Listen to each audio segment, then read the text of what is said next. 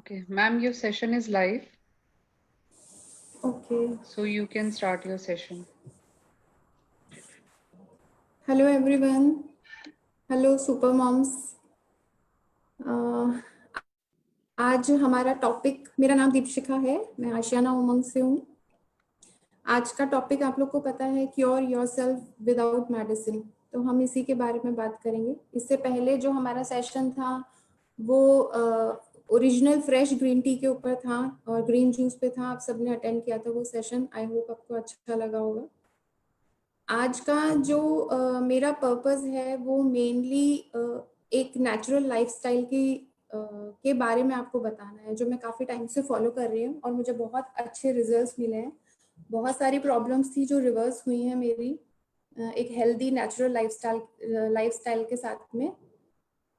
तो सबसे पहला, जैसे मैंने 1 तारीख को पूनम आंटी का एक लाइव सेशन देखा था जूम पे। काफ़ी अच्छा था। उन्होंने नेचुरोपैथी के बारे में काफ़ी कुछ बताया था, उपवास के बारे में काफ़ी कुछ बताया था, 5 एलिमेंट्स के बारे में काफ़ी कुछ बताया था। तो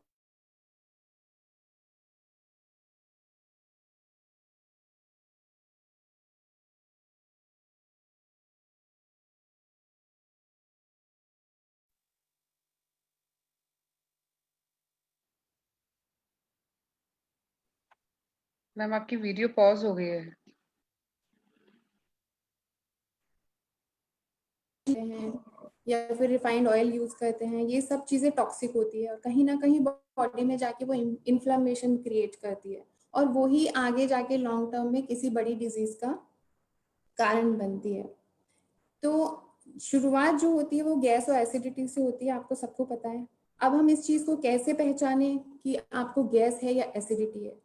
अगर बॉडी में आपको कहीं पे भी पेन हो रहा है, कहीं पे भी, चाहे वो दांत का दर्द हो चाहे आंत का दर्द हो, सब तरह के पेन गैस से रिलेटेड होते हैं। लेकिन अगर आपका जी मचलाता है, वॉमिटिंग सेंसेशन हो रहे हैं, हॉट फ्लैशेस हो रही हैं, आपको बॉडी में कहीं पे जलन है, ईचिंग है, इट मीन्स आपको हाइपर एसिडिटी है। तो इन चीज़ों को हम कैसे क्योर कर सकते हैं, इस चीज़ के बारे में बात करेंगे। क्या क्या चेंजेस कर सकते हैं, क्या क्या खा सकते हैं। 5 तत्वों को, जो पूनम आंटी ने बताया था कि हमारी बॉडी 5 एलिमेंट से बनी हुई है, इसको हम हमारी लाइफस्टाइल में कैसे इंटीग्रेट कर सकते हैं, उन चीज़ों के बारे में बात करेंगे आज हम लोग। तो हमारे 5 एलिमेंट्स शुरू होते हैं आकाश से। आकाश तत्व, आकाश का मतलब है स्पेस। स्पेस का मतलब क्या हुआ, उपवास, मतलब फास्टिंग। आप फास्टिंग को कैसे कर सकते हैं जिससे कि आपको मैक्सिमम बेनिफिट मिले, अच्छा न्यूट्रिशन आप ले सकते हैं उस समय। शुरुआत कैसे करनी है फास्टिंग की, मैं पहले इसके बारे में बात करूंगी। आप मॉर्निंग में जब भी उठते हैं, सबसे पहले आप कुछ घंटों का उपवास करें। जैसे कि बहुत से लोग हैं जैसे बहुत जल्दी ब्रेकफास्ट कर लेते हैं या फिर चाय बिस्किट इस तरह की चीज़ें लेते हैं, तो वो ना लेके सबसे पहले आप शुरुआत करें। या तो आप कुछ ना लें, लेकिन अगर आपको पीने कुछ भी लेमन वाटर या इस तरह का या जूस वगैरह पीने का आदत है, तो आप उसको कुछ टाइम के बाद लें। एटलीस्ट 1 और 2 आवर्स आप लोग अपना स्टमक एम्प्टी रखें, जिससे कि आपकी बॉडी के टॉक्सिन्स एलिमिनेट हो सकें। क्योंकि हमारे जो मॉर्निंग के आवर्स होते हैं, अप्रोक्सीमेटली 10-11 क्लॉक तक का जो हमारा टाइम होता है वो टॉक्सिन्स एलिमिनेशन का होता है। लेकिन हम लोग मोस्टली उस समय कुछ भी ऐसी चीज़ें खा लेते हैं या ब्रेकफास्ट कर लेते हैं, तो टॉक्सिन्स पूरी तरह से बॉडी से रिमूव नहीं हो पाते हैं। हम Excuse जब me? भी कुछ भी खाते हैं, हेलो, Excuse me? तो क्या हमें पानी भी नहीं लेना चाहिए सुबह? Should we not take water? Ma'am अगर आप फास्टिंग में जा रहे हैं, क्योंकि फास्टिंग बहुत तरह की होती है। बहुत लोग वाटर फास्टिंग करते हैं, बहुत लोग जूस फास्टिंग करते हैं, बहुत लोग एयर फास्टिंग करते हैं। अगर आप फास्टिंग में हैं तो आप सुबह मॉर्निंग में कुछ भी मत लीजिए। बट ये प्रोसीजर इस तरह का है कि आप इसको एकदम से चेंज नहीं कर सकते, आपको उसको ग्रेजुअली करना है। जैसे मैं आज भी 12 बजे से पहले कुछ भी नहीं लेती हूँ। मुझे 1 ईयर हो गया है ऑलमोस्ट ये सारी लाइफस्टाइल फॉलो करते हुए, और मुझे बहुत बेनिफिट्स मिले हैं। बट आप एकदम से अपना लाइफस्टाइल चेंज नहीं कर सकते, तो आप उसको ग्रेजुअली करिए। सुबह मॉर्निंग में आप कोशिश करिए कि आप 8 बजे तक पानी भी ना लें। उसके बाद आप जो सबसे पहला ड्रिंक लें, वो या तो आप लेमन वाटर ले सकते हैं या कोई भी फ्रूट जूस ले सकते हैं, कोकोनट वाटर ले सकते हैं। क्योंकि ठीक है एक्चुअल मैम, में हम लोग जो भी खाते हैं वो सब कुछ, हर चीज हमारी बॉडी एब्जॉर्ब नहीं करती है। कई चीजें एब्जॉर्ब होती हैं, बहुत सारी चीजें डाइजेस्ट हो पाती है, बहुत सी नहीं हो पाती है। वो सब टॉक्सिक मैटर बॉडी में ऐसे ही रखा रहता है, उसको एलिमिनेट करना जरूरी होता है। तो मॉर्निंग में सबसे पहले लेमन वाटर ले सकते हैं, एलोवेरा जूस ले सकते हैं, ग्रीन जूस ले सकते हैं। मैंने लास्ट जो मेरा जूम सेशन था उसके अंदर मैंने ग्रीन जूस की रेसिपी बताई थी, जो कि बहुत ही इफेक्टिव है। मुझे आज 7-8 मंथ्स हो गए हैं उसको कंटिन्यू लेते हुए। अगर आप इसको वेट मैनेजमेंट की तरफ लेके जाते हैं तो आपको इसमें वेट लूज करने के लिए एफर्ट्स भी नहीं डालने पड़ेंगे। ये इतना सा आप इंटरमिटेंट फास्टिंग अगर करते हैं, उसी में ही आपका वेट लूज भी होगा। आपकी बहुत सारी डिजीज आपकी रिवर्स होंगी और आपकी बॉडी को स्ट्रेंथन भी मिलेगी, स्किन भी अच्छी होगी। बहुत सारी चीजें वो मैं बताऊंगी आपको धीरे धीरे जैसे जैसे हम आगे बढ़ेंगे। तो इसका प्रोसीजर क्या है लेने का वो मैं बताती हूँ। सुबह मॉर्निंग में आपको एम्प्टी स्टमक रहना है, जितना आपकी बॉडी टॉलरेट करती है। अगर आपको लगता है 7-7:30 नहीं मुझे पानी पीना है, मेरी बॉडी टॉलरेट नहीं कर रही, तो ठीक है आप ले लीजिए। लेकिन नेक्स्ट डे आप कोशिश करिए कि आप उसको हाफ एन आवर और इंक्रीज करें, हाफ एन आवर 1 आवर करके धीरे धीरे एटलीस्ट आप उसको 10 o'clock तक लेके आइए। ऐसा नहीं है कि आपको ये चीज हमेशा करनी है, बट एटलीस्ट आप इसको 3 मंथ्स तक, अगर ये जो आज मैं आपको बताने वाली हूँ इसको एटलीस्ट आप 3 मंथ्स तक भी करते हैं तो आप देखिए इतने ड्रास्टिक चेंजेस आएंगे आपकी बॉडी के अंदर। आप खुद सरप्राइज होंगे कि मैं विदाउट मेडिसिन कितनी सारी चीजें, मेरी कितनी सारी प्रॉब्लम्स है जो क्योर हो गई। हेलो ठीक है, मैम। सबसे पहले हाँ जी हाँ जी मैम, ये उठने की कितने देर के बाद ले सकते हैं फिर पानी हम? मैम, मैंने आपको बताया, अगर आप मान लीजिए Wake 5 o'clock या 6 o'clock आप उठते हैं, आप देखिए आपकी बॉडी कब डिमांड करिए। हाँ। क्योंकि आपको एकदम से, जब तक आप, बहुत चीजें हैं जो आपको, अगर आप फास्टिंग मोड पे आते हैं 3 मंथ्स या 1 मंथ के लिए, तो आपको काफी चीजें चेंज करनी पड़ेगी। आपको तो आपकी बॉडी आपसे पानी का बहुत ज्यादा डिमांड करना ही बंद कर देगी। मतलब एक्चुअली हम पानी क्यों पीते हैं? क्योंकि हम जो हैवी मील ले रहे हैं, सुबह ब्रेकफास्ट ले रहे हैं, फिर लंच ले रहे हैं, फिर डिनर ले रहे हैं, फिर आप सुबह आपकी टी टाइम भी होता है, हाई टी भी होती है, आपके कुछ ना कुछ मंचिंग चलती रहती है पूरा टाइम। तो वो इतना सब कुछ जो हम लोग खाते हैं उसको डाइजेस्ट करने के लिए आपको बहुत ज्यादा पानी की जरूरत होती है। लेकिन जैसे जैसे आप फ्रेश की तरफ आएंगे, रॉ की तरफ आएंगे, आपके पानी की डिमांड बॉडी अपने आप ही कम कर देगी। क्योंकि जितना भी Okay. आप रॉ फूड खाते हैं या फिर सैलेड्स पे जाते हैं, उन सब के अंदर ऑलरेडी इतना पानी होता है कि आपकी बॉडी उससे ज्यादा आपको डिमांड ही नहीं करेगी। ठीक है, तो आपको मॉर्निंग में पानी, इसको आपको हार्ड एंड फास्ट नहीं रहना है। अगर आपको लग रहा है 7-7:30 आपको पानी पीना है आज, तो आप पी लीजिए। लेकिन आप उसको नेक्स्ट डे ट्राई करिए कि मैं इसको 8 o'clock तक लेके जाऊंगी। ठीक है, माने इसको ग्रेजुअली हाँ जी उठने की 1 से 1.5 घंटे बाद पानी पीना है ना? मैम, एक्चुअली ये प्रोसीजर, अगर आप इंटरमिटेंट फास्टिंग के बारे में मैं आपको पूरा बताऊंगी। एक्चुअली मैं इस समय ओके ओके इंटरमिटेंट फास्टिंग की बात कर रही हूँ। इंटरमिटेंट फास्टिंग में क्या होता है, आपको जैसे इसकी दो आप विंडो अपने हिसाब से सेट कर सकते हैं कि ये मेरा फीडिंग विंडो है और ये मेरा फास्टिंग विंडो है। मान लीजिए आपने 6 to 8 का टाइमिंग्स लिया, जैसे 16:8 का लिया, तो आप फास्टिंग करनी है। ठीक है, ये टाइमिंग्स आप अपने अकॉर्डिंग सेट कर सकते हैं। जैसे मेरे टाइमिंग्स रहते हैं कि मैं 12 बजे अपना खाना पीना और मैं उसको 7 o'clock तक बंद कर देती हूँ। 7 o'clock के बाद मैं नेक्स्ट डे 12 बजे तक कुछ नहीं लेती, है ना। कभी जब मुझे लगता है कि नहीं आज थोड़ा स्ट्रेस ज्यादा है या वर्कलोड ज्यादा है, तो मैं उसको ब्रेक भी कर देती हूँ। वहाँ पे मैं पानी भी पी लेती हूँ, जूस भी पी लेती हूँ, बट कोशिश करती हूँ कि मैं अपना सॉलिड मील जो भी ले रही हूँ, ब्रेकफास्ट ले रही हूँ या लंच ले रही हूँ, मैं आफ्टर 12 o'clock लूँ। ठीक है, ये क्लियर हो गया होगा आई थिंक मैम आपको। हाँ हो गया, क्लियर हो गया। ठीक, थैंक यू।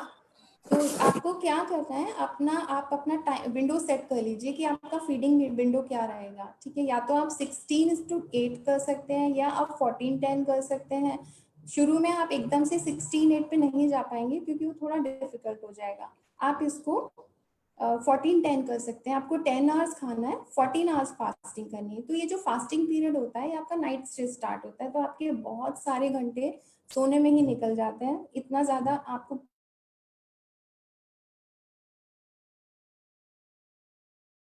रहेगा कोई भी फ्रूट जूस या फिर कोई भी fruit vegetable juice, lemon water, lemon Honey water, coconut water, ये आप आराम से अपना ले सकते हैं सुबह 9 o'clock 10 o'clock, जब भी आपको कंफर्टेबल होता है कि मैं इतने बजे तक मैं विदाउट ब्रेकफास्ट रह सकती हूँ।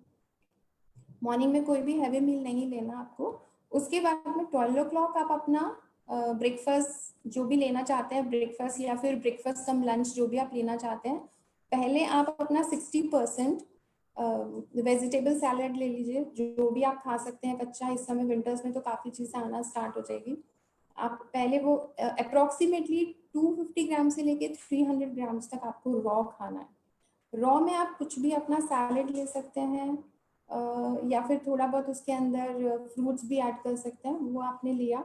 उसके बाद में 10 मिनट्स के बाद में जितना भी आप खाना खाना चाहें वो आप अपना लंच या ब्रेकफास्ट जो भी है वो ले सकते हैं।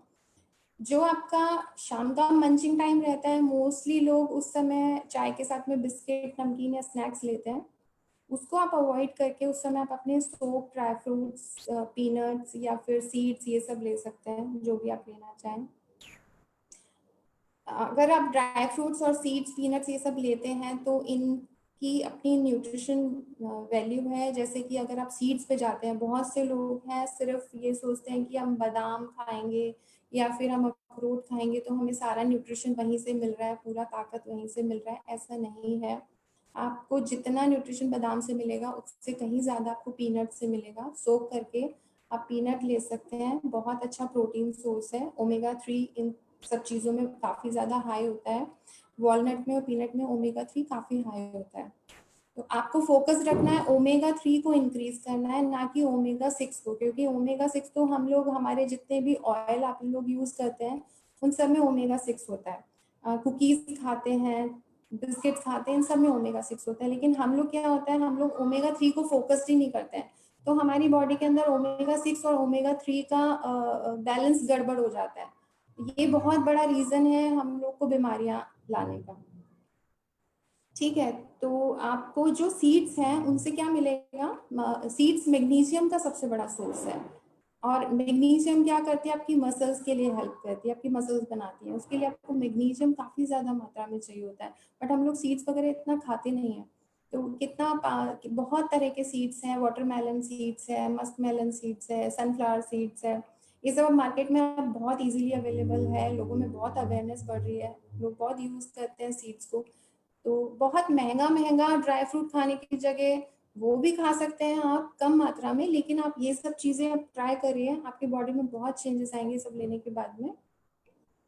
तो आपका शाम का टाइम रह गया सीड्स का। आप जो भी सीड्स या जो भी आप बादाम, अखरोट ये सब सोक करेंगे वो आप ले सकते हैं। फिर अपना डिनर कोशिश करिए, जो भी आपने अपनी फीडिंग विंडो सेट करी है 14:10 की है या फिर 16:8 की है, वो खत्म होने से पहले पहले अपना डिनर आप फिनिश कर दीजिए। उसके बाद में आपको कुछ नहीं लेना। डिनर में भी वही कंडीशन है, पहले आपको थोड़ा सैलेड लेना है और उसके बाद में अपना कुक्ड फूड लेना है।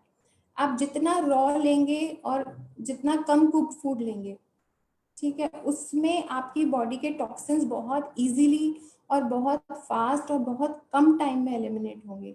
आपको फोकस्ड हमेशा इसी चीज पे रखना है कि मुझे रॉ फॉर्म में चीजों को ज्यादा खाना है। सुनने में थोड़ा सा अजीब लगेगा, लेकिन जब आप इसको प्रैक्टिस में लेके आएंगे और आपकी बॉडी के अंदर बहुत सारे पॉजिटिव चेंजेस आएंगे तो आपको लगेगा कि सच में ये काम कर रहा है। क्योंकि मुझे भी बहुत टाइम लगा था इस लाइफस्टाइल को अडॉप्ट करने में, लेकिन जब से मैं इस लाइफस्टाइल के साथ जुड़ी हूँ तब से मैं बहुत कंफर्टेबल फील करती हूँ। सबसे मेन चीज़ है, कहीं भी हमको ट्रैवलिंग करने में या फिर कहीं पे जाने में या कभी कभी वीकेंड्स पे मैं एक्सेस खा लेती हूँ या हैवी खाती हूँ, तो मुझे एक स्ट्रेस नहीं रहता कि मैं इसको कैसे डाइजेस्ट करूँगी, क्योंकि मुझे ये चीज़ पता है मैं फास्टिंग करके इसको डाइजेस्ट कर सकती हूँ, मैं रॉ खा के इसको डाइजेस्ट कर सकती हूँ। मेरी बॉडी उसी तरह से अब सेट हो गई है, क्योंकि आपको हर कुछ भी करने के लिए बॉडी को उस चीज़ की आदत लगानी पड़ती है। हम लोगों ने आदत लगाई हुई है, हमको ब्रेकफास्ट चाहिए, लंच चाहिए, डिनर चाहिए, तो आपकी बॉडी को वही 3 या 4 मील लेने की आदत है। लेकिन जब आप फास्टिंग में आएंगे तो आपकी बॉडी उस चीज़ के लिए धीरे धीरे रेडी हो जाएगी। अच्छा, अब हम लोग बात करेंगे कि फास्टिंग पीरियड के अंदर जब आपको कुछ नहीं खाना, उस समय आपको क्या करना है? मॉर्निंग में आपको जब कुछ नहीं खाना, आप कोशिश करिए बाहर ठंडी हवा में वॉक करिए, क्योंकि जो हवा यानी कि एयर एलिमेंट वो आप बॉडी में लेते हैं, प्लस प्राणायाम करते हैं। आप जितना वायु तत्व लेंगे और जितना ग्रीन लेंगे, ये आपके वाइट ब्लड सेल्स को इंक्रीज करते हैं, WBC, ठीक है। वाइट ब्लड सेल्स क्या है? आपकी इम्यूनिटी सेल है। इम्यूनिटी सेल आपको पता है, आप इस समय कोरोना वायरस में सबको ही इम्यूनिटी बूस्टर, कभी कोई सप्लीमेंट्स खा रहे हैं, कुछ खा रहे हैं, लेकिन आप जितना नेचर के कांटेक्ट में आएंगे, धीरे धीरे आपकी इम्यूनिटी अपने आप इंक्रीज होना स्टार्ट हो जाएगी। आप सन, जैसे विटामिन डी आपको लेना है, विटामिन डी लेना है तो आप मैक्सिमम सन एक्सपोजर रखिए, जितना आप सन में। और सिर्फ ऐसा नहीं है कि आप चेयर लगा के बैठ गए और सूरज की रोशनी ले रहे हैं। उसके लिए आपको या तो आप पतला सा कोई गाउन ले लीजिए या कुछ भी ऐसा, मतलब आपको कम कपड़ों में या फिर पतले कपड़ों में आपके फ्रंट और बैक पे सन एक्सपोजर लेना है। सूरज की रोशनी आप जितना लेंगे उतना आप प्रॉब्लम आपकी धीरे धीरे क्योर होगी। ऋग्वेद में ये बताया गया है कि सूरज की रोशनी से आप अपनी मैक्सिमम बीमारियों को हील कर सकते हैं, एक सिर्फ सूरज की रोशनी से, जो कि अग्नि तत्व है। और वही अग्नि तत्व हमारे फ्रूट्स के अंदर होता है। तो फ्रूट्स, अग्नि तत्व और जल तत्व, फायर एलिमेंट और वाटर एलिमेंट, ये दोनों मिलकर बॉडी के अंदर हमको न्यूट्रिशन और न्यूट्रिएंट और फाइटोन्यूट्रिएंट देते हैं, जो कि हमारी इम्यूनिटी बूस्ट करने में, WBC इंक्रीज करने में काफी हेल्पफुल होते हैं। तो आप क्या, अब धीरे धीरे क्या हो रहा है एक्चुअली में, आप एकदम जो हमारे 5 एलिमेंट्स हैं आप उनके क्लोज आते जा रहे हैं। जैसे जैसे आप 5 एलिमेंट्स के क्लोज आना स्टार्ट होंगे, वैसे वैसे आपकी हीलिंग प्रोसीजर फास्ट होना स्टार्ट हो जाएगा। आपको लगने लग जाएगा कि हाँ, मुझे काफी ज्यादा डिफरेंस नजर आ रहा है। मैं अगर मेरी स्टोरी शेयर करती हूँ आपके साथ में, मेरी जो जर्नी रही है प्रॉब्लम की, एक्चुअली मुझे PCOD का प्रॉब्लम था आज से 2 या 2.5 साल पहले। वहीं से मेरी ये जर्नी स्टार्ट हुई थी, जब मैंने इन चीज़ों को एक्सप्लोर करना स्टार्ट किया, खुद पे एक्सपेरिमेंट करना स्टार्ट किया। गूगल ने मुझे बहुत हेल्प किया उस चीज़ के अंदर। मैं देखती रहती थी। एक्चुअली एंडोमेट्रियोसिस और PCOD ये दोनों इंटर रिलेटेड डिजीज़ हैं, जो कि लेडीज़ को होती हैं। हार्मोनल डिजीज़ है। आप लोगों को पता है लेडीज़ में प्रोजेस्टेरोन और एस्ट्रोजन, ये 2 हार्मोन्स होते हैं जो कि सबसे ज़्यादा लाइक आपको जैसे प्रेगनेंसी के लिए या फिर इनफर्टिलिटी के लिए या फिर आपको किसी भी तरह की हार्मोनल डिजीज होती है, ये 2 हार्मोन्स ही हैं जो सबसे ज़्यादा रिस्पॉन्सिबल होते हैं इन चीज़ों के लिए। तो मेरा एस्ट्रोजन लेवल हमेशा हाई रहता था। अभी मुझे नहीं पता एस्ट्रोजन क्या होता है, मुझे ABCD भी नहीं पता थी इन सब चीज़ों की। तो बहुत स्ट्रगल चल रहा था लाइफ के अंदर, इतना सीवियर पेन। मैंने मेरे लास्ट उसमें भी बताया था कि मैं ये सब कैसे करने लगी। मैं हर वक्त पेन में रहती थी, वेट बहुत ज़्यादा बढ़ गया था, समझ में नहीं आता था इसको कैसे क्योर करूँ। डॉक्टर के पास जाते थे तो वो बोलते थे आपको सर्जरी करवानी पड़ेगी, और एक सर्जरी मेरी 8-10 साल पहले हो चुकी थी। लेकिन इस समय स्थिति ये थी, जो मुझे 2 इयर्स बैक जब ये प्रॉब्लम आया था, तब उस समय मेरी स्थिति ये थी कि मुझे इतना सीवियर पेन होता था कि मैं उठ भी नहीं पाती थी, बैठ भी नहीं पाती थी। डॉक्टर कहता था आप सर्जरी करवा लो, आपका यूट्रस ओवरी सब रिमूव करवा लो। एक ओवरी मेरा पहले निकल चुका था, बट मुझे वो सब नहीं करवाना था, क्योंकि यूट्रस रिमूव करवाने के इतने साइड इफेक्ट्स नहीं होते हैं जितने ओवरीज आपकी निकल जाती है, क्योंकि हमारे सारे हार्मोन्स वहीं से रिलीज होते हैं। लेडीज में जब फीमेल हार्मोन्स ही नहीं रहेंगे तो कुछ भी नहीं बचेगा, आप लोग जानते हैं चीज़। फिर उसके बाद में गूगल की मैंने हेल्प ली, तब मैं ये देखती थी कि इस तरह की प्रॉब्लम में लेडीज क्या करती हैं। तो सबसे पहला चीज होता है कि अगर आप फास्टिंग भी कर रहे हैं, मैं इसको फास्टिंग से कनेक्ट कर रही हूँ, अगर आप फास्टिंग भी कर रहे हैं तो आप उसके अंदर किस तरह का खाना खाएं जिससे कि आपको आपके फास्टिंग पीरियड के मैक्सिमम बेनिफिट्स मिल सकें। उसका सबसे अच्छा तरीका है कि आप ग्लूटेन बहुत कम कर दें। अपना जो व्हीट चपाती आप लेते हैं, वाइट राइस लेते हैं, वो कम कर दीजिए। या फिर हो सके तो आप कोशिश करिए कि आप इस तरह से स्टार्ट कर सकते हैं कि मेरे को एक दिन में ग्लूटेन एक ही बार लेना है, फिर उसको धीरे धीरे उसको ग्रेजुअली आप उसको और कम करिए। मुझे 2 दिन में ग्लूटेन एक बार लेना है, मैं 7 डेज 8 डेज में ग्लूटेन एक बार लेती हूँ। मुझे कुछ भी प्रॉब्लम नहीं होती, स्ट्रेंथ बढ़ी है, स्टेमिना बढ़ा है, डाइजेशन बढ़ा है, बहुत अच्छा फील करती हूँ पहले से। बहुत आप लोग एक्चुअली मुझे लेडीज ही सुन रही हैं इस समय, तो मुझे पता है बहुत सारी लेडीज अपनी प्रॉब्लम्स को मेरे साथ रिलेट कर पा रही होंगी। मुझे हेवी ब्लीडिंग की भी प्रॉब्लम थी, बहुत तरह की प्रॉब्लम, बैक पेन की प्रॉब्लम थी, मूड स्विंग्स की प्रॉब्लम थी, क्योंकि ये सब हार्मोनल डिजीज है। और मेरा कैल्शियम लेवल बहुत डाउन जा रहा था, विटामिन डी लेवल डाउन जा रहा था, ऑब्वियसली पूरा अलाइनमेंट ही बिगड़ गया था बॉडी का। तो वो धीरे धीरे कैसे सेट हुआ, इन्हीं चीजों से मैंने सेट किया। सबसे पहली चीज, धीरे धीरे चीजें समझ में आ रही थी। सबसे पहली चीज थी कि मुझे ग्लूटेन नहीं खाना, है ना। ग्लूटेन धीरे धीरे मैंने काफी काफी कम कर दिया, अब आज भी बहुत कम है। एक्चुअली गेहूं हमारे इधर का है ही नहीं, ये सब बाहर से आया है। हमारे यहाँ का जो धान है, हमको मिलेट्स खाने चाहिए। ज्वार है, बाजरा है, रागी है, राजगिरी है, कूटू है, ये सब हमारे अनाज है जिसको हम लोग खाते ही नहीं है।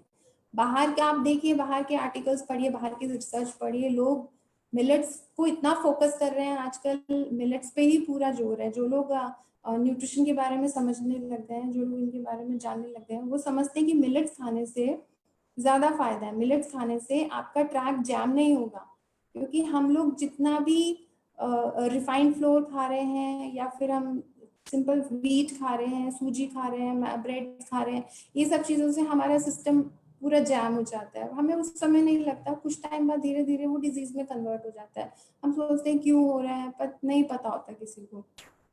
First thing gluten free. Second thing sugar. Sugar एक बहुत बड़ा रीजन है आपकी बॉडी के अंदर इन्फ्लेमेशन क्रिएट करने का। आप जितना ज्यादा शुगर का इंटेक करेंगे आपकी बॉडी में, उतनी ज्यादा इन्फ्लेमेशन होगी। इसका तरीका यही है कि आप लोग, जैसे बहुत सारे लोग हैं फास्टिंग नहीं करना चाहते, तो आप लोग ऐसे फास्ट करिए कि मेरा आज शुगर का फास्ट है, मुझे आज पूरा दिन शुगर नहीं खाना। आप देखिए नेक्स्ट डे कितना अच्छा लगेगा। आज मेरा ग्लूटेन का फास्ट है, मेरा फैट फास्ट है। आप इस तरह की फास्टिंग भी कर सकते हैं धीरे धीरे। मैंने भी ऐसे स्टार्ट किया था कि मुझे 2 डेज शुगर नहीं खाना, शुगर से रिलेटेड कोई चीज नहीं लेनी, आज ग्लूटेन नहीं खाना, आज मुझे रिफाइंड कुछ नहीं खाना, रिफाइंड ऑयल नहीं लेना, इस तरह की चीजें हैं। अच्छा, ऑयल की अगर मैं बात करती हूँ, तो मैंने ऑयल भी बहुत कुछ चेंज किया। मुझे ये लगता था कि क्या खाया जाए, किस में पकाया जाए, शायद मुझे बॉइल्ड खाना है, कितना बॉइल्ड खाऊंगी, मन करता था ये सब खाने का। तो मैंने धीरे धीरे ये समझा कि हाँ, मुझे रिफाइंड ऑयल नहीं खाना। रिफाइंड पूरा प्रोसेस्ड ऑयल होता है, पूरा प्रोसेस होता है, केमिकल प्रोसेसिंग होती है, तो वो केमिकल भी आपकी बॉडी में जाते हैं, वो भी इन्फ्लेमेशन क्रिएट करते हैं। और आपको ये देखना है कि आपको ऑयल हमेशा वो लेना है जिसका स्मोक पॉइंट हाई हो। उसके लिए सबसे अच्छा, अगर आप सब्जी बनाने के लिए यूज करना चाहते हैं, घी। अगर घी में आप सब्जी बनाते हैं बहुत अच्छा है। अगर काऊ घी हो तो सबसे बढ़िया है। सरसों का तेल ले सकते हैं। हम लोग राजस्थान के हैं, राजस्थान में सरसों बहुत आती है। आप जहाँ के रहने वाले होते हैं, वहीं की लोकल चीज़ें अगर यूज़ करते हैं, वो आपकी बॉडी के एनवायरनमेंट को ज़्यादा सूट करती है। तो आप सरसों का तेल यूज़ कर सकते हैं, प्लस कोकोनट ऑयल सबसे बेस्ट है। एमसीटी होता है इसके अंदर। आपको ये कोकोनट ऑयल यूज़ करते हैं, ये आपका कभी भी एलडीएल हाई नहीं करेगा, ये हमेशा आपका एचडीएल हाई करेगा। ओमेगा 3 लेते हैं, वो हमेशा आपका एचडीएल हाई करेगा। आपको हमेशा कोशिश ये करनी है कि आपका एलडीएल लो रहे और एचडीएल हाई रहे, ठीक है।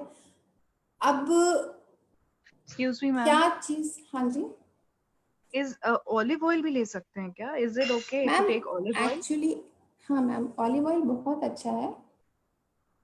But you are not suppose to ma'am burn it, actually है हाँ, ना? मैं वही चीज आपको बता रही हूँ। ऑलिव ऑयल बहुत अच्छा है खाने के लिए, लेकिन आप उसको रॉ फॉर्म में खाइए। और हमेशा ओके। ये चीज अश्योर करिए कि आप जो ऑलिव ऑयल खरीद रहे हैं वो डार्क बॉटल के अंदर हो, क्योंकि उनके जो न्यूट्रिएंट होते हैं, न्यूट्रिशन वैल्यू जो है उसकी, वो लाइट बॉटल्स में, क्योंकि आप ये देखिए ये सब चीजें बाहर से आती हैं, वो कितना टाइम शिप में होगा, कितना, मतलब बहुत टाइम, ये लोग यहाँ आने में शायद 2-3 मंथ्स हमारे पास लग जाते होंगे। तो आप उसको डार्क बॉटल वाले ऑलिव ऑयल्स को यूज करेंगे, वो ज्यादा बेनिफिशियल है। प्लस ऑलिव ऑयल का स्मोक पॉइंट बहुत लो होता है, तो आप कोशिश करिए उसको गर्म करके यूज ना करें। आप अपनी सैलेड ड्रेसिंग के ऊपर यूज कर सकते हैं, सब्जी के ऊपर 1 चम्मच डाल के खा सकते हैं आप। कोकोनट ऑयल का स्मोक पॉइंट बहुत हाई होता है। अगर कोई साउथ इंडियन लेडी शायद मुझे सुन रही होंगी सुपर मॉम, तो वो समझ जाएंगे मैं क्या बोल रही हूँ। सबसे सेफ है कोकोनट ऑयल खाना, क्योंकि ये आप कितना भी गर्म कर लीजिए, आप रीहीट करते रहिए, इसको फ्राई करते रहिए, वो कभी स्पॉइल नहीं होता। घी भी आप 3 से 4 बार आराम से अपने फ्राइंग के लिए, तड़के के लिए यूज कर सकते हैं। इनका स्मोक पॉइंट काफी हाई है। उसके बाद सरसों का तेल है, आप सरसों का तेल यूज कर सकते हैं। रॉ फॉर्म में अगर आपको खाना है तो सेसमे ऑयल है, बेस्ट है, बहुत अच्छा है हमारे एनवायरनमेंट के लिए। अब विंटर्स आ रही हैं, आप उसको सब्जी में डाल के खाइए, बाजरे की रोटी के साथ खाइए, सब बहुत अच्छा है। इसमें ओमेगा 3 काफी ज्यादा होता है। प्लस ऑलिव ऑयल बहुत अच्छा है अगर आप उसको रॉ फॉर्म में खाते हैं तो। लेकिन आप उसको गर्म करके खाते हैं तो उसकी न्यूट्रिशन वैल्यू बिल्कुल जीरो हो जाती है। आपको लगता है कि आप ऑलिव ऑयल खा रहे हैं, हेल्दी ऑयल खा रहे हैं, बट उसके बेनिफिट्स आपको नहीं मिल रहे। ठीक है ma'am? Hello hello. Yes, yes, ma'am. Got it, ma'am. Okay. Thank you. अच्छा, अब हम बात करेंगे मिलेट्स के बारे में। मिलेट्स हम कौन कौन से खा सकते हैं? इस समय बाजरा, विंटर्स में बाजरा हमको मिलेगा। बाजरा सबसे मेनली क्या करता है, आपकी बॉडी का शुगर लेवल हमेशा बैलेंस करके रखता है। वो कभी भी आपकी बॉडी का शुगर लेवल हाई नहीं होने देता। एनर्जी, कैल्शियम का सोर्स है बहुत बड़ा अगर आप बाजरा लेते हैं, पर्ल मिलेट। उसके अलावा अभी विंटर्स बहुत ज़्यादा रहेंगी उत्तर प्रदेश में भी, राजस्थान में भी, सभी जगह। तो बाजरे की टेंडेंसी होती है, ये आपकी बॉडी की हीट को मेंटेन करके रखता है। प्लस इसको अगर आप सेसमे ऑयल के साथ में ऐड करके खाते हैं तो इसके 100% बेनिफिट्स आपको मिलेंगे। ठीक है, बाजरा आप यूज़ कर सकते हैं। मक्का थोड़ा सा डाइजेशन में हैवी होता है, बट स्टिल व्हीट से बेटर है, आप ले सकते हैं उसको। इसके अलावा आप रागी ले सकते हैं। रागी कैल्शियम और प्रोटीन का बहुत अच्छा सोर्स है। रागी को बहुत तरह से आप ये ले सकते हैं। मैं जैसे लेती हूँ, मैं आपको बता देती हूँ, क्योंकि आप लोगों को मोस्टली लेडीज़ को ये लग रहा होगा कि हम अलग अलग तरह के मिलेट्स या हम अलग अलग तरह के फ्लोर खाएंगे तो हमारा शायद वर्क बर्डन और बढ़ जाएगा, बट ऐसा नहीं है। मैं कभी, बहुत रेयर होता है कि मैं अपने लिए इस तरह की चपाती बनाती हूँ। मैं सिंपल उसको कटोरी में डाला, पानी डाला,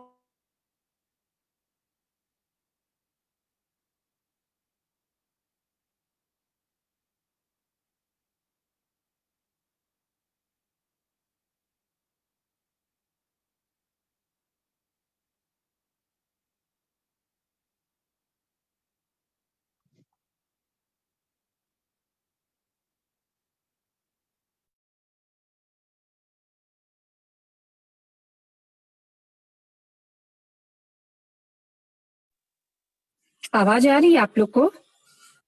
नहीं नहीं नहीं आ आई रही है। थिंक मैम का डिस्कनेक्ट हो गया, एक सेकेंड। हाँ, ड्रॉप हो ओके गया। ओके। दीपशिका मैम, आपका ऑडियो वीडियो दोनों चला गया है।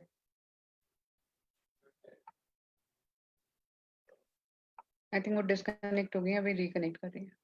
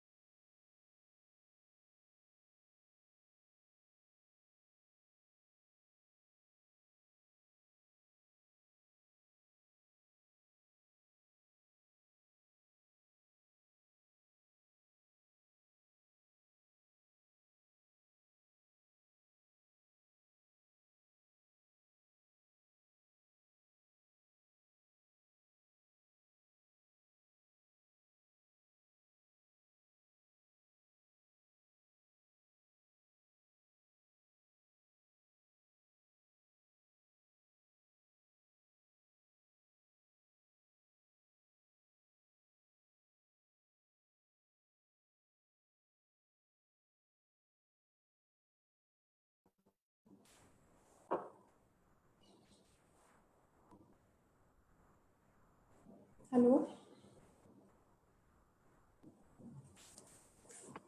हेलो, यस मैम, आपका डिस्कनेक्ट हो गया था। हाँ हाँ सॉरी, अभी मेरी वॉइस आ रही है? आपका कॉल कट कर दूँ, ये कॉल आ रहा है। हेलो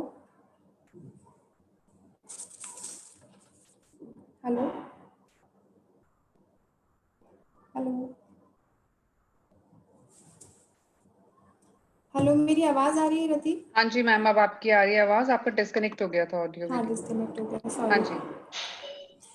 तो हम लोग ये जो फास्ट करते हैं इसके काफ़ी सारे बेनिफिट्स हैं और बहुत बार, लेकिन क्या होता है कई लोग ये सब वेट मैनेजमेंट के लिए भी करते हैं, वेट लूज करने के लिए भी करते हैं, लेकिन बहुत ज़्यादा था। उसका कारण ये है कि वो लोग जब एक टाइम खाते हैं तो इतना ज़्यादा कैलोरी ले लेते हैं, इतनी ज़्यादा कैलोरी ले लेते हैं कि उनका डाइजेशन प्रोसेस एकदम स्लो हो जाता है। अगर आप इस तरह का फास्ट कर रहे हैं या फिर आप 1 डे का भी फास्ट कर रहे हैं तो आपको हमेशा कैलोरी डेफिशिएंट में ही रहना है, लेकिन अपने प्रोटीन्स का आप हमेशा ध्यान रखें। कैलोरी कम लें, कार्ब्स कम लें, लेकिन प्रोटीन हाई रखें। और प्रोटीन आप हमेशा लीन प्रोटीन लीजिए और प्लांट बेस्ड प्रोटीन लीजिए, वो इजी टू डाइजेस्ट होता है। प्रोटीन में एक्चुअली थर्मोजेनिस इफेक्ट होता है। अगर आप प्रोटीन अच्छी क्वांटिटी में लेते हैं तो वो आपका 20% कैलोरी तो वो ही बर्न कर देता है। इसलिए प्रोटीन का ज़्यादा ध्यान रखिए, कार्ब्स को लो रखिए, कैलोरी को लो रखिए। इससे आपको बहुत सारे बेनिफिट्स मिलेंगे। एंटी एजिंग में काफ़ी फ़ायदा मिलेगा। इसके कॉग्निटिव इफेक्ट्स बहुत अच्छे हैं। आपका कॉन्स्टिपेशन में बहुत रिलीव करेगा, डाइजेशन में बहुत रिलीव करेगा। ये सब बेनिफिट्स फास्टिंग के हैं। अच्छा, मैं एक चीज़ और शेयर करना चाहती हूँ। हमारे इंडिया में हुंजा करके एक आदिवासी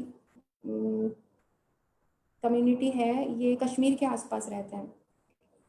आज भी उन लोगों का जो औसतन एज है वो 110 से 150 साल है। मतलब मिनिमम एज वहाँ पे 110 तो है ही, लेकिन बहुत लोग 140 150 भी क्रॉस कर लेते हैं। तो उन लोगों पे रिसर्च हुआ था ये सब कुछ कैसे पॉसिबल है। वहाँ पता लगा वो लोग 80% प्लांट बेस्ड फूड लेते हैं प्लस रॉ फॉर्म में लेते हैं। 20% वो लोग आज भी कुक्ड फूड खाते हैं, ओनली 20%। 80% रॉ फूड पे रहते हैं। वो लोग इतना फिट हैं, हमेशा खुश रहते हैं, हेल्दी रहते हैं। अच्छा, आप लोग जब हम लोग रॉ फॉर्म में खाना लेते हैं, जैसे भी आप प्लांट बेस्ड फूड ले रहे हैं, रॉ फॉर्म में ले रहे हैं, उसके अंदर इतने सारे एंजाइम्स होते हैं, इतना कुछ होता है, बॉडी को न्यूट्रिएंट इतने अच्छे मिलते हैं कि उससे हम लोगों के मूड्स जो डिसऑर्डर होते हैं, स्पेशली लेडीज को मूड्स का बहुत ज़्यादा प्रॉब्लम होता है पीरियड्स की वजह से, तो आपकी मूड स्विंग्स में भी वो बहुत हेल्प करता है। आपके हैप्पी हार्मोन्स बहुत अच्छे सिक्रीट होते हैं उससे। अभी किसी को कुछ पूछना है? किसी हेलो। को कुछ पूछना है यहाँ पे? हाँ जी, हेलो मैम। हाँ जी जी मैम। मैम। रॉ फूड्स में आप क्या क्या रेकमेंड करते हो? मतलब आप मैम मैं आपको पूरा डाइट बताती हूँ मैम, जो मैं लेती हूँ मैं वो आपको बताती हूँ। अगर आप एज इट इज उसको फॉलो करना चाहेंगे तो बहुत अच्छा है वो। मैं सुबह मॉर्निंग में ग्रीन जूस लेती हूँ। मान लीजिए मुझे 11-12 o'clock कहीं जाना है या बिजी हूँ या बॉडी स्ट्रेस में है। मैं एक चीज़ और बोलूँगी, मैं वो फिर पॉइंट भूल जाऊंगी। अगर आप किसी भी फास्टिंग मोड में हैं और आपकी बॉडी या मूड स्ट्रेस में है या वर्कलोड बहुत ज़्यादा है, तो आप परेशान होकर कभी भी फास्ट मत करिए, क्योंकि वो चीज़ आपको बहुत ज़्यादा बॉडी को भी स्ट्रेस में डालेगी, आपको भी, आप उस चीज़ को बहुत अच्छे से नहीं कर पाएंगे और उसके 100% बेनिफिट्स नहीं मिलेंगे आपको। ठीक है, तो मेरा डाइट ये रहता है, मॉर्निंग में मैं सुबह ग्रीन जूस लेती हूँ। उसके इंग्रेडिएंट्स होते हैं पालक लेती हूँ, थोड़ा धनिया, पुदीना, जो भी मैंने लास्ट टाइम बताया था, जो भी ग्रीन्स आपके पास अवेलेबल है। थोड़ा पंपकिन भी डाल सकते हैं, लौकी है तो लौकी भी डाल सकते हैं, लेकिन उसमें आंवला और लेमन, लेमन विद पील, उसको डीसीड करके अपने मिक्सर ग्राइंडर, जो भी जार में आप बना रहे हैं उसके अंदर डाल दीजिए, तो वो भी क्रश हो जाएगा उसके साथ में। ये मेरा पूरा ग्रीन जूस रहता है मॉर्निंग में। अगर कभी मेरे पास ये सब चीज़ें अवेलेबल नहीं होती है, ऐशगार्ड है तो मैं ऐशगार्ड का जूस भी बनाती हूँ। ऐशगार्ड अगर आप लेते हैं तो एटलीस्ट 15 डेज कंटिन्यू लीजिए, उसके अच्छे बेनिफिट्स अगर आपको चाहिए तो। ये मेरा मॉर्निंग का रहता है ड्रिंक। अगर कुछ भी अवेलेबल नहीं है, मौसमी है मेरे पास, नारियल पानी है, ये सब भी नहीं है तो लेमन वाटर। इनमें से ये सब डिटॉक्स ड्रिंक्स हैं, आप इसमें से कुछ भी ले सकते हैं जो आपको इजीली है। लेकिन आप बहुत सीरियस हैं इस लाइफस्टाइल को अपनाने के लिए तो एटलीस्ट मैं ये चाहूंगी आप 2 to 3 मंथ्स सिर्फ ग्रीन जूस पे रहिए, क्योंकि ग्रीन जूस सबसे फास्ट बॉडी के टॉक्सिन्स को निकालता है और उसमें क्लोरोफिल होता है। आपको पता है ग्रीन्स में क्लोरोफिल होता है, वो उसके इतने सारे बेनिफिट्स हैं जो आपको पूरे दिन भर के खाने में नहीं मिलेंगे। हम लोग के ग्रुप में बहुत सारे ऐसे लोग हैं जो बहुत बार ओनली ग्रीन जूस की फास्टिंग करते हैं। आज ग्रीन जूस लिया 12 बजे या 1 बजे, वो नेक्स्ट डे सिर्फ ग्रीन जूस ही लेंगे। कोई वीकनेस नहीं आती, कुछ नहीं आती। वो धीरे धीरे आपकी बॉडी उसकी बॉडी को धीरे धीरे आदत लग जाएगी उस चीज की, और आप देखेंगे उसके कितने बेनिफिट्स हैं। ठीक है, मेरा ग्रीन जूस हो गया। उसके बाद मैं पानी लेती हूँ 2 से 3 ग्लास 1 घंटे बाद में। 1 घंटे तक कुछ नहीं लेना। फिर उसके बाद मेरा रहता है कुछ भी फ्रूट्स जो घर में अवेलेबल है वो सारे फ्रूट्स नहीं है तो सैलेड, कुछ भी नहीं है तो अगर कोकोनट है तो कोकोनट मिल्क ले सकते हैं। कोकोनट मिल्क में चिया सीड ले सकते हैं, या फिर आप बनाना स्मूदी बना सकते हैं। ऑप्शंस बता रही हूँ मैं आपको, ये सब चीज़ें मतलब जो मेरे पास अवेलेबल होता है। लेकिन रखना मुझे बिल्कुल प्लांट बेस्ड ही है, मैं कुक नहीं लेती हूँ कुछ भी। वीक में 1 या 2 बार मैं दिन में कुक फूड लेती हूँ, अदरवाइज मैं कुक फूड सिर्फ शाम के समय लेती हूँ। ये हो गया। फिर 3-4 बजे के आसपास में कभी ग्रीन टी ले लिया, या फिर अगर सोप मैंने कुछ रखा हुआ है, मान लीजिए अंजीर है, वॉलनट है, सीड्स हैं, इस तरह का कुछ ले लिया। शाम के समय फिर सैलेड रहता है तो ये मेरा पूरा पूरा दिन का रहता है। इजीली मेरा कंटिन्यू जो 7-8 मंथ्स तक था वो यही था कि मुझे 12 बजे तक कुछ नहीं लेना। 12 बजे तक मैं पानी भी नहीं लेती थी। फिर उसके बाद में मेरा जूस रहता था। बट अभी इतना हार्ड एंड फास्ट नहीं है क्योंकि मैं पहले से बहुत अच्छा फील करती हूँ। लेकिन हाँ, मैं इस ही लाइफस्टाइल को एटलीस्ट मंथ में 5 to 10 डेज कर लेती हूँ। मुझे अच्छा लगता है वो करना। मैं बहुत कॉन्फिडेंट रहती हूँ एक्चुअली ये करने के बाद कि मैं बहुत ठीक हूँ, मैं अच्छा फील करती हूँ। मतलब मूड्स भी बहुत अच्छे रहते हैं, मेरे एनर्जी लेवल्स भी बहुत अच्छे रहते हैं, सब कुछ ओके लग। तो मुझे लगता नहीं है कि मुझे बहुत ज़्यादा कुछ खाने की ज़रूरत है। बट हाँ, 12 बजे के बाद में मेरा फिर कुछ ना कुछ चलता रहता है। अभी ये ले लिया, अभी वो ले लिया। तो ऐसे मतलब कैलोरीज थोड़ा कम रखती हूँ, मैं प्रोटीन कंटेंट सही रखती हूँ। प्लस मेरा सी फूड रहता है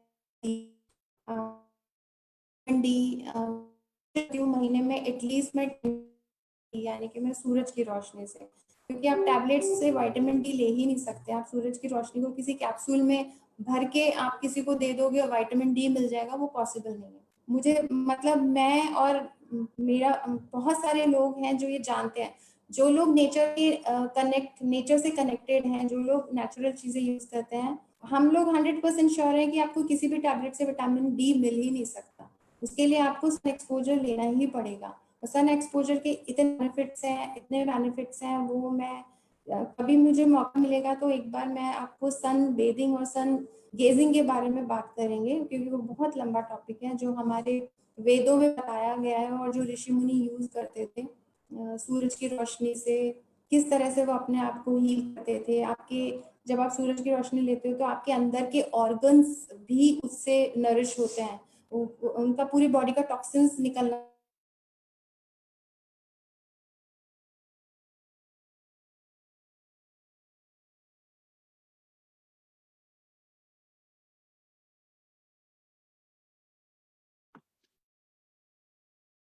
आई थिंक डिस्कनेक्ट हो गया ma'am. 1 second ma'am.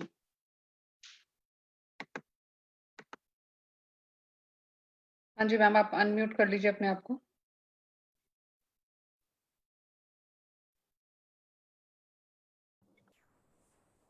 Ma'am you can continue. Okay, ठीक है।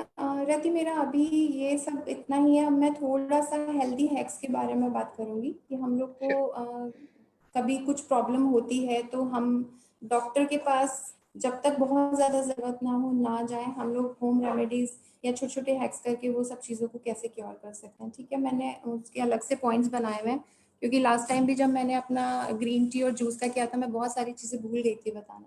तो सबसे पहला हैक जो मैं यूज़ करती हूँ वो है कि अगर ऑयल पुलिंग मैं करती हूँ, एटलीस्ट 15 डेज तो कर ही लेती हूँ। ऑयल पुलिंग के बारे में आई थिंक आप लोग जानते होंगे।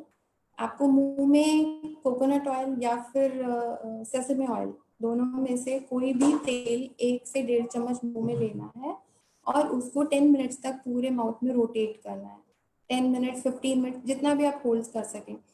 आप ऐसा मत सोचिए कि उसमें स्मेल है या कुछ भी, अंदर जाने के बाद कुछ भी नहीं पता लगता। वो धीरे धीरे धीरे धीरे जब आप उसको सर्कुलेट करेंगे वो वाटरी फॉर्म में आ जाएगा, एकदम वाइट हो जाएगा, पानी जैसा पतला, आपको लगेगा ही नहीं कि तेल है मुंह के अंदर।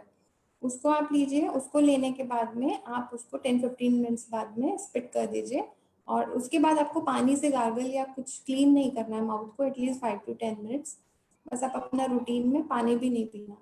तो ये आपका 15 से 20 मिनट का प्रोसीजर है। इसके बेनिफिट्स मैं आपको बता देती हूँ। अगर आपको बहुत ज़्यादा सीवियर दांतों में दर्द है या फिर माइग्रेन की प्रॉब्लम है या फिर रिंकल्स की प्रॉब्लम है, दांत में कीड़ा लगा हुआ है, इस तरह की प्रॉब्लम्स के लिए ये बहुत ही अच्छी रेमेडी है, क्योंकि मैं तो इसको बहुत सालों से यूज़ कर रही हूँ और कभी भी टचवुड दांतों में मेरे कभी प्रॉब्लम नहीं होती। कभी ऐसा लगता भी है, जैसे जब मुझे एंडोमेट्रियोसिस की प्रॉब्लम आई थी, उस समय मेरी पूरी बॉडी का अलाइनमेंट बिगड़ गया था, उस समय मेरे दांतों में भी दर्द होता था। तब उस वक्त मैं ऑयल पुलिंग बहुत ज़्यादा फ्रिक्वेंटली यूज़ करती थी और मुझे उसके 100% बेनिफिट्स मिलते थे। अब इसको ज़रूर यूज़ करिए, ये सबसे बड़ा हैक है आपके माउथ के लिए। ये कोकोनट ऑयल कुकिंग ऑयल है? हाँ, कुकिंग ऑयल जो लोग आप खाते हैं ना, वो कुकिंग ऑयल। मैम ये और कोकोनट ऑयल और तिल तेल से ही होगा और कोई दूसरा तेल नहीं यूज कर सकते इसमें? मैम नहीं नहीं, आपको इन दोनों सरसों में से तेल? ही कोई, बाकी हाँ जी, सरसों तेल? नहीं सरसों का तेल मैम आप उसको मुंह में टॉलरेट ही नहीं कर पाएंगे। ये दोनों ऑयल तो आपके माउथ में जाने के बाद आपको 1 सेकंड बाद फील ही नहीं होगा कि आपने कौन सा फ्रेग्रेंस, क्योंकि ओके। सरसों के तेल में तो इतना स्मेल होता है कि आप ले ही नहीं पाएंगे। अच्छा इसलिए अच्छा। अच्छा एक चीज, हेलो, हाँ बोलिए मैम। हाँ ये जी, आप कौन सा ऑयल बताए? कोकोनट ऑयल और एक और? कोकोनट ऑयल और तिल का तेल। तिल तेल। ओके तिल का तेल, ठीक है। ओके, अब थैंक मेरा यू। दूसरा हैक ये है कि आप लोगों को माउथ वॉश यूज़ नहीं करना है। अगर आप लोग कोई भी माउथ वॉश यूज़ करते हैं तो प्लीज़ आप उसको आज से ही फेंक दीजिए। माउथ वॉश यूज़ करने से क्या होता है, हमारे मुंह के अंदर, हमारी सलाइवा के अंदर जो बैक्टीरिया होते हैं, गुड बैक्टीरिया, वो डेड होना स्टार्ट हो जाते हैं। क्योंकि हम लोग जब ग्रीन जूस आप पी रहे हो या फिर फ्रूट्स खा रहे हो, वेजिटेबल्स खा रहे हो, कुछ भी हरा या लेमन वाटर ले रहे हो, उसके अंदर नाइट्रेट होता है। नाइट्रेट आपकी एक्चुअली हमको क्या होता है, नाइट्रेट ऑक्साइड, नाइट्रिक ऑक्साइड हमारी बॉडी के अंदर जाता है नाइट्रेट के थ्रू। लेकिन जब आप माउथ वॉश यूज करते हो तो क्या होता है, वो जो नाइट्रेट और जो बेनिफिट्स आपको मिलते हैं, वो उसका न्यूट्रिशन आपके मुंह में ही खत्म हो जाता है, वो अंदर तक पहुंच ही नहीं पाता। माउथ वॉश में बहुत सारे ऐसे केमिकल्स होते हैं जो नाइट्रेट को अंदर नहीं जाने देता। और जितना भी आप ग्रीन खा रहे हो, फ्रूट्स खा रहे हो, नाइट्रोजन ऑक्साइड होता है। नाइट्रोजन ऑक्साइड आप लोग नोट कर लीजिए, इसके बेनिफिट्स आप सर्च करिएगा, क्योंकि हमारे रॉ फूड के अंदर, ग्रीन के अंदर नाइट्रोजन ऑक्साइड बहुत होता है। वो आपकी ब्लड वेसल्स में जो आपका ब्लड सर्कुलेट होता है इजीली, उसके लिए काफ़ी हेल्प करता है, आपके ब्लॉकेजेस नहीं होने देता, ब्लड फ्लो अच्छा रखता है। तो ये सब चीज़ों के लिए, कभी भी हार्ट अटैक, आप लोग ग्रीन और ये सब यूज़ करते रहेंगे, इस कंडीशन में किसी को भी हार्ट अटैक और ब्लड शुगर लेवल का इम्बेलेंस ये कभी लाइफ में नहीं होगा। बेनिफिट्स तो सभी बीमारियों में मिलेंगे, लेकिन स्पेशली ये दो चीज, क्योंकि ये लाइफस्टाइल डिजीज मानी जाती है, शुगर और बीपी, ये लाइफस्टाइल डिजीज मानी जाती है जिनकी जिंदगी भर दवाइयाँ, और थायराइड, जिनकी जिंदगी भर लोगों की दवाइयाँ चलती रहती है, लेकिन ये कभी ठीक नहीं होती है। इन चीज़ों से आप अगर ट्राई करेंगे तो आपको कभी मेडिसिन लेने की ज़रूरत नहीं पड़ेगी। एक चीज़ और है, मैं हैक बाद में कंटिन्यू करूँगी, मैं एक चीज़ बहुत इंपॉर्टेंट आपको बताती हूँ। आप लोग जब भी कभी इस डाइट पे आएंगे, या फिर अगर आपकी कोई मेडिसिन चल रही है, या आप अपने घर में किसी बड़े को करवा रहे हैं जिनकी बीपी या थायराइड की मेडिसिन चल रही है, आप ये डाइट लेने के बाद में 3 से 4 दिन में उनका बीपी और शुगर कंटिन्यू वॉच करते रहिए, क्योंकि इसको लेने के बाद में आपका सडनली शुगर लेवल डाउन जाता है। ये आपके ब्लड शुगर लेवल को कंट्रोल करता है, आपका शुगर हाई नहीं होने देगा। जिन लोग को शुगर है और किसी मेडिसिन पे हैं, ये ट्रीटमेंट भी स्टार्ट कर रहे हैं, तो आप ये चीज़ ध्यान रखिएगा, उनको मीठे फल ज़रूर खाना है। क्योंकि शुगर पेशेंट जितने भी हैं वो मैंगो नहीं खाते हैं, वो लोग ड्राई फ्रूट्स मीठे वाले नहीं लेते हैं, किशमिश है, मुनक्का है, अंजीर है, वो ये सब नहीं लेते हैं, मैंगो नहीं लेते हैं, केला नहीं लेते हैं। तो आप लोग अगर इस डाइट पे हैं तो आपको फ्रूट लेना, मीठे फल लेना बहुत ज़रूरी है, क्योंकि ये सब चीज़ें धीरे धीरे आपकी शुगर को डाउन करना स्टार्ट कर देती है। मेरी मदर के साथ ये सेम चीज़ हुआ था। मम्मी ने मुझे देख के स्टार्ट किया सब कुछ। मैं उनको हमेशा, मुझे एक टेंशन रहती थी कि वो मेडिसिन भी ले रही हैं और ये डाइट भी फॉलो कर रही हैं, लेकिन कहीं ना कहीं उनको एक डर था कि मैं शुगर की दवाई छोड़ दूंगी तो ऐसा नहीं हो कि मेरा शुगर अचानक से बहुत ज़्यादा हाई हो जाए। ठीक है, मैं श्योर थी कि कहीं ना कहीं उनका शुगर फ्लक्चुएट होगा इससे लेने के बाद में। तो मैं उनको दिन में 2 बार फ़ोन करती थी, आपने शुगर चेक किया, आपने शुगर चेक किया? मम्मी बोली हाँ मैं चेक कर। उस समय उनके पास शुगर नापने का वो नहीं था इंस्ट्रूमेंट, अब तो उन्होंने ले लिया। तो वो क्या करती थी, हर 10 डेज में डॉक्टर के पास जाके, तो 20 डेज उन्होंने डाइट लिया, 10 डेज में गई तो उनका शुगर डाउन था, मतलब कि लेवल में था 150 160 से उनका शुगर आ गया था 123। मम्मी बोलती मैं हेलो तो कुछ कर ही नहीं रही हूँ, मेरा शुगर इतना। हेलो हेलो, हाँ हेलो मैम दोबारा मैम, बताएंगे मेरी डाइट जो आवाज़ आ बता रही है? रही हैं। हाँ जी, मैं डाइट दोबारा हेलो जानना चाह रही हूँ, मैंने सुना नहीं था। मैम, मैं एक बार बताती हूँ, मेरी बात कंप्लीट होने के बाद मैं आपको डाइट जी बताती हूँ। जी। तो मैं एक एक्सपीरियंस आप लोग के साथ शेयर कर रही हूँ, जिससे कि आप लोग अगर इस डाइट पे आते हैं या फास्टिंग मोड पे आते हैं तो एटलीस्ट आपको पता रहे कि आपको किस तरह से उसको हैंडल करना है। अगर आधी अधूरी जानकारी से करेंगे तो आपको फायदे की जगह नुकसान भी हो सकता है। ठीक है, तो मम्मी के साथ ये हुआ, वो जब गई 10 डेज में शुगर टेस्ट करवाने, क्योंकि शुगर 150 160 रहता था, तो बोलती है मेरा शुगर 123 है। वो खुश थी, बट उनको एक्चुअली ट्रस्ट नहीं हो रहा था कि सिर्फ रॉ खाने से उनका शुगर ऑटोमेटिकली इतना कम हो जाएगा। मेडिसिन तो वही चल रही थी, तब भी वही चल रही थी। तो मैंने कहा मम्मी मैं इसीलिए आपको समझाती हूँ कि आप मेडिसिन के साथ में ये ले रहे हो, या तो अपना डोज कम करो या फिर ये डाइट बंद करो। तो फिर भी वो नहीं समझी। फिर उन्होंने सेकेंड टाइम 10 डेज में या 1 वीक में चेक करवाया, फिर उनका शुगर था 117। तो फिर वो खुश थी, मगर मैं टेंशन में थी, क्योंकि मुझे पता था वो मेडिसिन अभी भी ले रही हैं और डाइट भी कर रही हैं। मैंने फिर उनको वार्न किया, उन्होंने मेडिसिन कम कर दिया बट बंद नहीं किया। फिर उसके बाद में थर्ड टाइम में उनका शुगर काफ़ी ज़्यादा डाउन हो गया। तो आप, अगर ऐसी स्थिति होती है तो आप हाइपोग्लाइसेमिक हो जाते हो।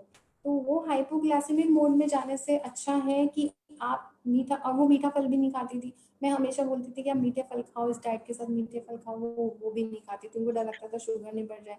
सिर्फ वो खुश थी कि मेरा शुगर कम हो रहा है, और मैं बहुत स्ट्रेस में आ गई थी उस चीज़ से। तो आप सुपर मॉम्स, आप लोग भी अगर इस तरह का कुछ भी डाइट फॉलो करते हैं, आप मतलब कोई नॉर्मल है उनके साथ ये प्रॉब्लम नहीं आएगी, बट किसी को शुगर है तो उनका फ्लक्चुएशन होगा, किसी को बीपी है तो उनका फ्लक्चुएशन होगा। वो चीज़ आप थोड़ा सा ध्यान रखिएगा। जी मैम। हाँ, मैं आपको पूरा डाइट बताना है या सिर्फ ग्रीन जूस बताना है मैम? हाँ मैम, मेरे को ना शुगर भी ज्यादा है मेरी और बीपी भी ज्यादा रहता है, तो मेरे को पूरा डाइट अच्छा बताएंगे तो। हाँ मैम, जी। आपकी मेडिसिन चल रही है? हाँ जी, मेडिसिन चल रही है मेरी। कितने साल हो गए? शुगर की तो मैं 3 साल से ले रही हूँ करीब। 3 साल से ले रहे हैं? हाँ, और बीपी की तो मैं 20-25 सालों से ले रही हूँ मेडिसिन। ओके, कंटिन्यू लेती हूँ डेली। ठीक है मैम। मैं आपको 2 चीज़ें बताती हूँ, देखिए आपको जो सूट करे आप वो कर सकते हैं। या तो आप एक काम कर सकते हैं, एकदम से आप फास्टिंग पे तो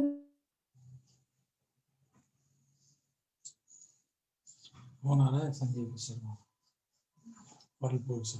अच्छा, अभी आने वाला है, आएगा तो मना कर दो उसको फिर। आप। तो मना कर दो ना। हेलो हेलो हेलो, हाँ जी। मैम, आपका वेट बताइए मुझे। मेरा वेट, इस समय मेरा वेट 90 है। हाँ, 90 आपका नहीं ना, वेट है ना? 88 है। सॉरी, अभी 2 केजी ठीक, और कम हुआ है, अभी मेरी कोई तबीयत खराब बात नहीं चल रही मैम। थी। 80 मान लीजिए, आपका 80 केजी वेट है मेरे हिसाब हाँ से। जी, तो हाँ जी, आपको हाँ जी। सुबह 12 बजे तक 800 ग्राम फ्रूट खाना है, कम से कम, मिनिमम, छिलका आ- हटाने के बाद। अच्छा। मैं आपको 2 डाइट बता रही हूँ, या तो आप ग्रीन जूस वाली डाइट फॉलो कर सकते हैं या फिर आप ये फॉलो कर सकते हैं, दोनों के सेम रिजल्ट्स हैं। आपको फ्रूट में 800 ग्राम फ्रूट में फ्रूट मैम जो आपको पसंद हो, लेकिन सिट्रस फ्रूट को अलग रखिएगा, सॉलिड फ्रूट्स को अलग। मान लीजिए 10 बजे आप मौसमी, पाइनएप्पल, आलू बुखारा, इस जी तरह की चीजें खा रहे हैं, 8-9 बजे के, आप 10-11 बजे के आसपास अपना केला, बनाना, मतलब 5 से 6 तरह के फ्रूट्स, और थोड़ा बहुत कोकोनट साथ में कच्चा आप ले सकते हैं। ठीक है, आपको जी ये फ्रूट्स खाना है, ब्रेकफास्ट नहीं करना है कुछ भी।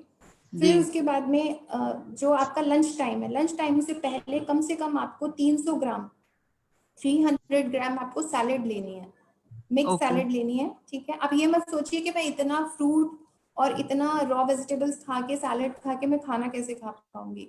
आप जब हाँ धीरे धीरे इस डाइट पे आएंगे ना, तो आपका मेटाबॉलिज्म बॉडी का इतना अच्छा हो जाएगा कि आपको पहले जी से ज्यादा भूख लगेगी। मुझे भी ऐसा ही लगता था कि इतना फ्रूट्स और ये सब खा के मैं खाना कैसे खा पाऊंगी, बट बाद में धीरे धीरे पता लगा कि वो फ्रूट्स तो पता ही नहीं कब डाइजेस्ट हो जाते हैं, खाना ओके आप उतना ही खा पाएंगे जितना आप ही खा रही हैं। फिर शाम के समय आपको चाय, आपको मैम ये जो सारी डाइट है, मैं एक बहुत इंपॉर्टेंट चीज आपको बताना भूल गई हूँ। अगर आप ग्रीन डाइट पे जाते हैं या ये फ्रूट डाइट पे जाते हैं, इन दोनों में आपको दूध नहीं लेना है, मिल्क और मिल्क प्रोडक्ट नहीं लेना है। अगर आप नहीं ओके छोड़ सकते हैं तो आप छाछ ले सकते हो ज्यादा से ज्यादा, और थोड़ा घी ले सकते हो, यस क्योंकि दूध को डाइजेस्ट करना बहुत डिफिकल्ट होता है एक्चुअली। बहुत लोग ये चीज समझते नहीं है, हमारी बॉडी एक टाइम के बाद में लैक्टेज बनाना बंद कर देती है, तो वो डाइजेस्ट होता नहीं है, वो फर्मेंट होता रहता है बॉडी के अंदर, और वो कहीं ना ओके कहीं डिजीज और इन्फ्लेमेशन क्रिएट करता है, ठीक है। अगर आप किसी भी तरह से एडिक्ट हैं कि मैं चाय के बिना नहीं रह सकती, धीरे धीरे छोड़िए, एटलीस्ट मॉर्निंग की छोड़िए, और फिर भी नहीं हो पा रहा तो मॉर्निंग की छोड़ के आप उसको इवनिंग पे शिफ्ट कर दीजिए। नहीं, मैं मॉर्निंग में ही पीती हूँ, पूरा दिन में 24 घंटे में एक ही बार लेती हूँ चाय, तो शाम को मैम चाय अगर आप नहीं। ये डाइट लेते हैं तो आपको मॉर्निंग की चाय छोड़नी पड़ेगी, और ओके आपको आपको कुछ टाइम के बाद आदत हो जाएगी उस चीज की, आपको लगेगा ही नहीं मुझे चाय की जरूरत है।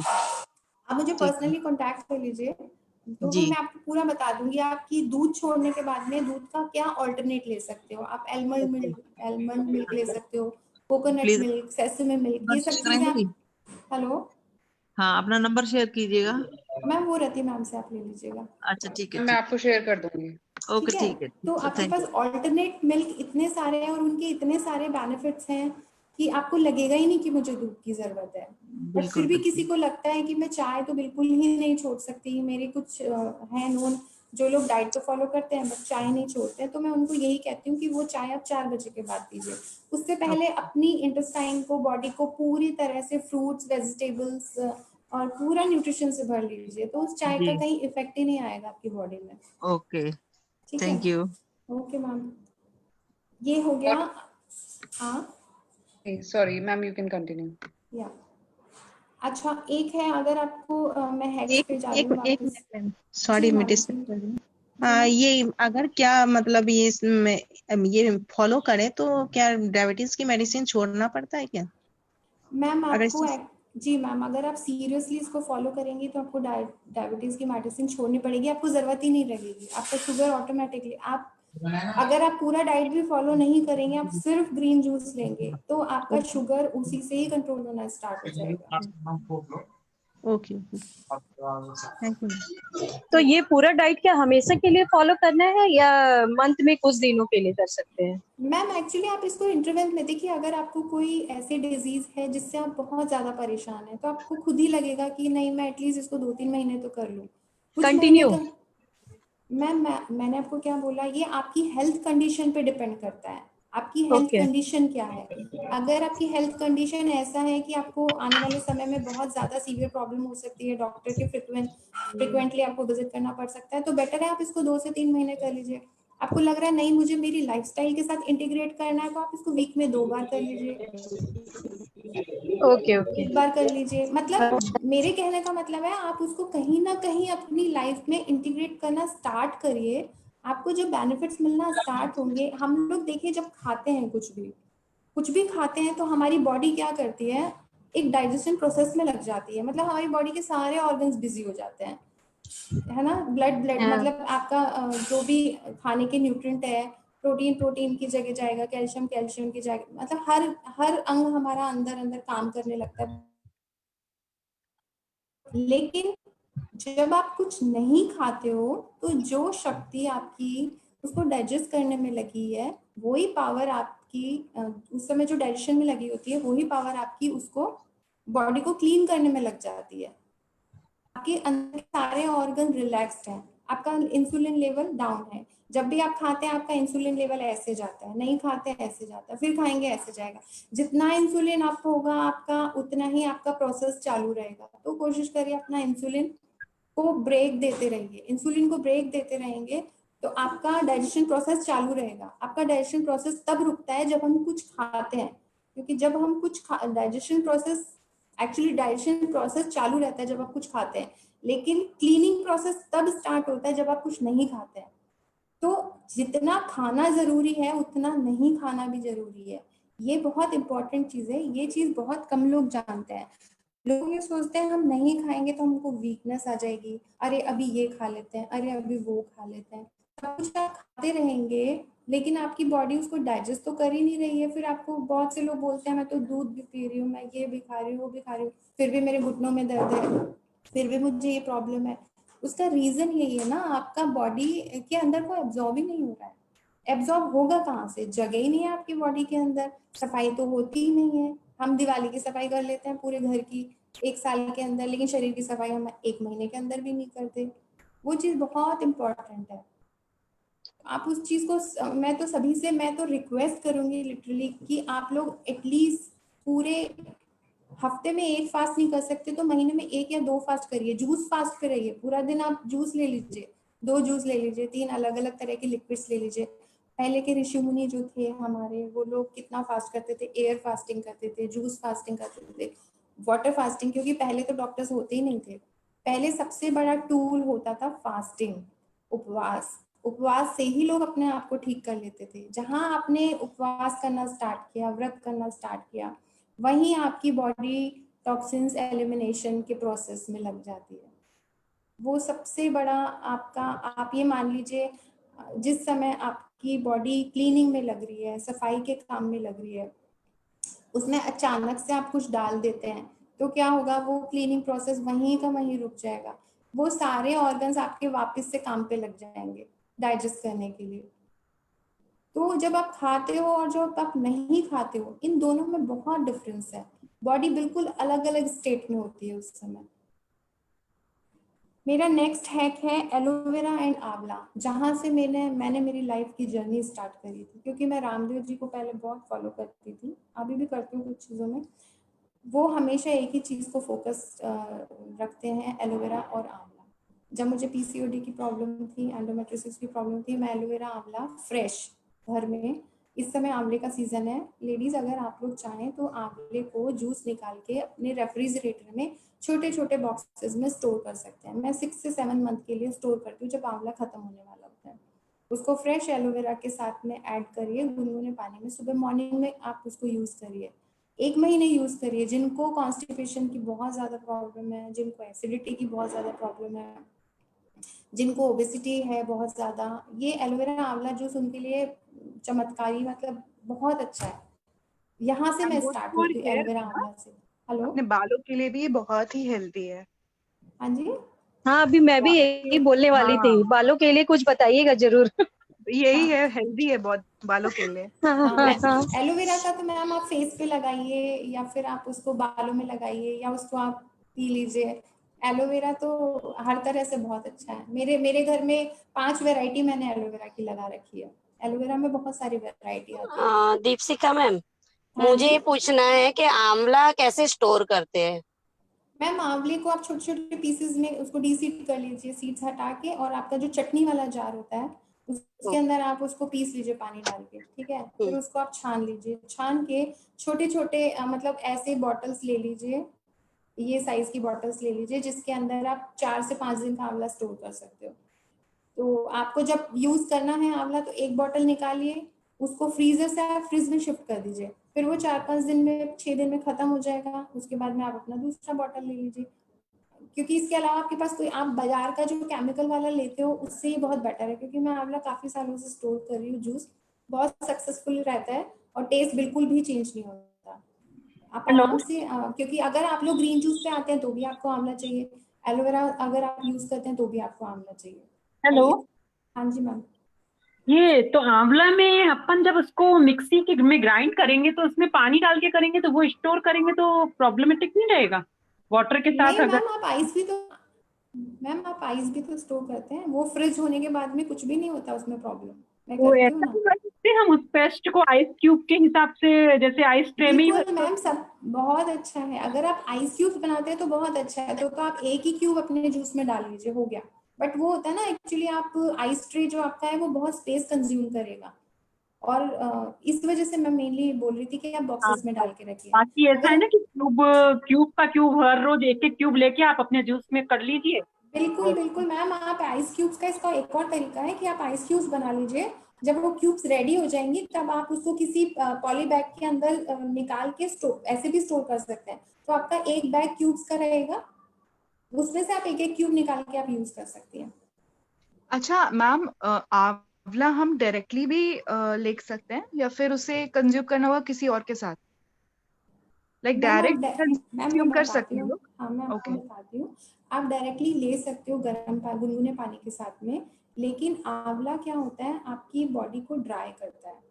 हाँ जी। आप जैसे जैसे आप लेंगे ना आंवला तो आपको लगेगा आपका स्किन ड्राई होता जा रहा है, इसलिए आपको कुछ साथ में चाहिए होता है। आप कुछ टाइम तक तो यूज कर लेंगे उस आंवले को, लेकिन बाद में आपको लगेगा कि मुझे बहुत ज्यादा, आपके अंदर भी ड्राइनेस होगी, मतलब कि आपका वेट भी बहुत ज्यादा कम होना स्टार्ट हो जाएगा, प्लस आपकी स्किन भी ड्राई होगी उससे। तो जिन लोगों की बहुत एक्सेस ऑयली स्किन है उनके लिए तो बहुत अच्छा है, लेकिन अगर आप ड्राई टू मीडियम है तो फिर आपको स्किन ड्राइनेस की प्रॉब्लम आ सकती है। ठीक है मैम। Hello hello